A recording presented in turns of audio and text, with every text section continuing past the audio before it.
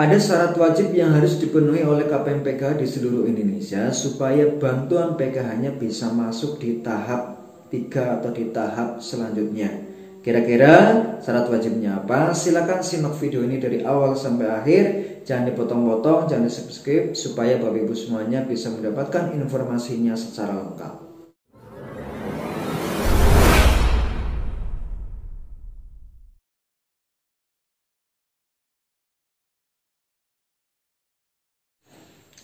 Assalamualaikum warahmatullahi wabarakatuh. Ketemu lagi dengan saya Fuad Hasan Febrianto, pendamping PKH Kecamatan Ayah Kabupaten Kebumen. Baik, gimana kabarnya Bapak Ibu semuanya, ya KPM PKH, pendamping PKH dan sahabat sosial semuanya di seluruh Indonesia. Semoga selalu dalam keadaan sehat ya. Amin. Ya, selamat menjalankan ibadah puasa. Mudah-mudahan ibadah kita, puasa kita dapat diterima oleh Allah Subhanahu wa taala. Amin. Nah, di masa pandemi ini saya tidak bosan-bosannya untuk selalu mengingatkan Bapak Ibu semuanya, saya pribadi, untuk selalu terapkan protokol kesehatan. Itu minimal ada 3 ya. Yang pertama, itu ketika Bapak Ibu semuanya bepergian, silakan untuk bisa memakai masker. Kemudian yang kedua, sering-seringlah cuci tangan dengan sabun dengan air yang mengalir atau minimal menggunakan hand sanitizer. Jadi saran saya ketika Bapak Ibu semuanya bepergian, silakan untuk bisa membawa hand sanitizer. Kemudian yang ketiga, hindari kerumunan atau jaga jarak minimal 1 meter. Ya, jadi pokoknya jangan sampai berkerumun dulu. Nah, mudah-mudahan kita semuanya terhindar dari namanya virus corona. Nah, yang sekarang sedang terkena virus corona, mari kita doakan bersama-sama, mudah-mudahan segera disembuhkan, dipulihkan kembali dan bisa beraktivitas seperti biasanya. Amin. Oke, baik. Di video kali ini saya akan memberikan informasi terkait dengan bantuan PKH. Jadi ada syarat wajib yang harus dipenuhi oleh KPM PKH supaya bantuan PKH-nya khususnya di tahap 3 nanti bantuan PKH-nya bisa cair atau bisa tersalurkan. Nah, namun sebelum saya lanjutkan, mohon bantuannya, mohon keikhlasannya untuk bisa like, subscribe, comment, and share di bawah ini. Dan jangan sampai lupa untuk bisa klik tombol notifikasi loncengnya supaya Bapak Ibu semuanya ya bisa melihat video-video terbaru dari kami. Nah, jika video ini bermanfaat, berguna, silakan untuk bisa di-share, dibagi ke teman-teman yang lain. Nah, ini penting juga ya, yang perlu Bapak Ibu ketahui, ketika nonton video kami di channel kami, silahkan ditonton dari awal sampai akhir, jangan di-skip. Supaya apa? Supaya Bapak Ibu semuanya bisa mendapatkan informasinya secara lengkap. Seperti itu. Terima kasih. Oke, baik, saya lanjutkan. Jadi seperti tadi saya sampaikan di depan, bahwa saya akan menyampaikan informasi terkait dengan bantuan PKH. Informasi terkait dengan penyaluran bantuan PKH. Jadi ada syarat wajib yang harus dipenuhi oleh Bapak Ibu semuanya, KPM PKH di seluruh Indonesia, supaya bantuan PKH-nya ya terutama di tahap ketiga nanti bantuannya bisa tersalurkan atau bisa cair. Nah, ada beberapa ya syarat wajib yang harus dipenuhi oleh para KPM PKH di seluruh Indonesia. Nah, perlu Bapak Ibu ketahui di program PKH itu ada namanya hak dan kewajiban.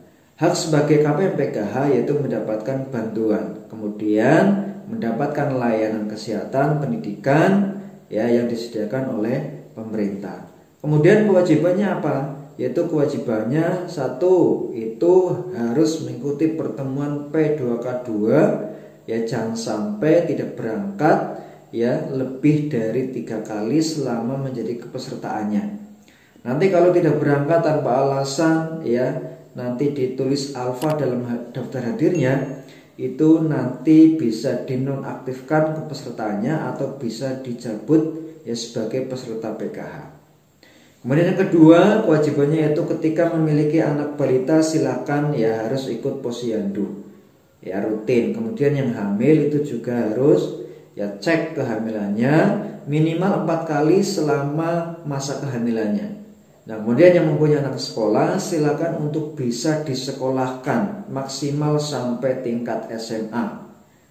Ya, kalau misalkan mau dilanjut kuliah silakan. Namun program di PKH itu hanya sampai tingkat SMA. Itu.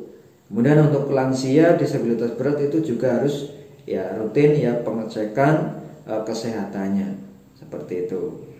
Nah, terkait dengan syarat wajib yang harus dipenuhi oleh para KPM PKH di seluruh Indonesia supaya bantuan PKH-nya bisa masuk atau bisa cair, yaitu yang pertama ya, datanya Bapak Ibu itu harus valid. Jadi ketika datanya Bapak Ibu itu tidak valid, misalkan NIK-nya masih anomali, tidak padan dengan capil, yaitu nanti bantuan PKH-nya Bapak Ibu semuanya itu belum bisa masuk.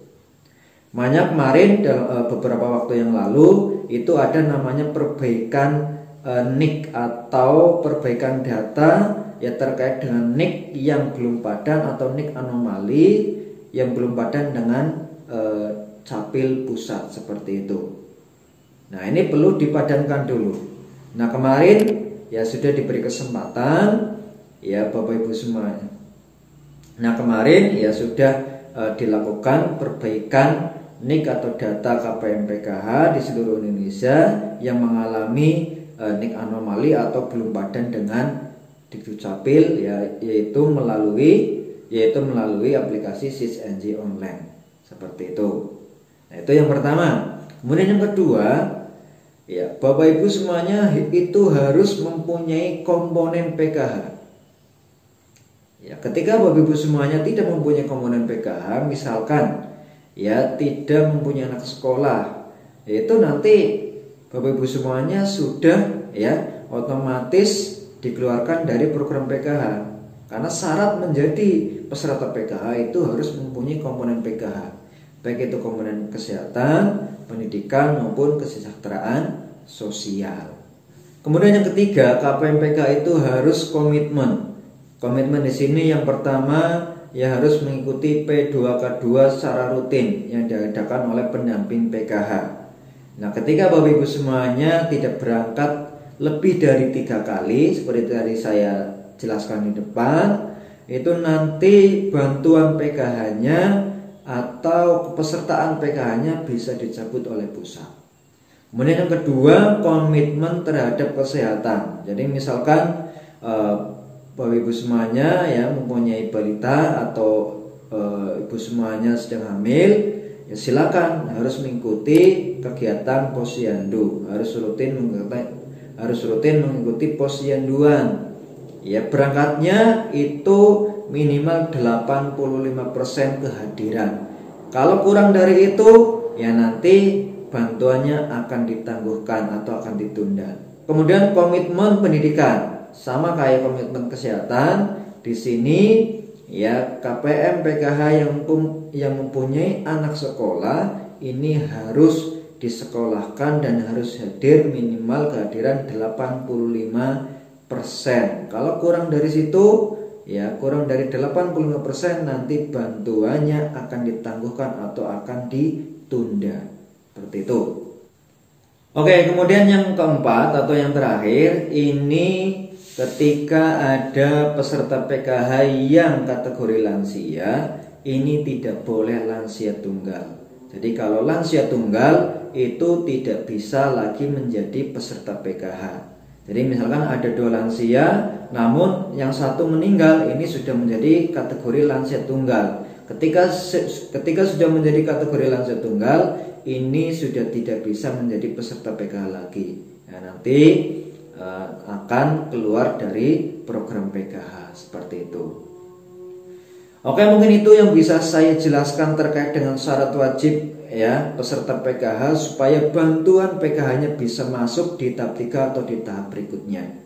Ya, mudah-mudahan informasi ini bermanfaat. Silakan tinggalkan jejak di channel ini dengan cara klik like, subscribe, comment, and share. Tetap semangat dan wassalamualaikum warahmatullahi wabarakatuh.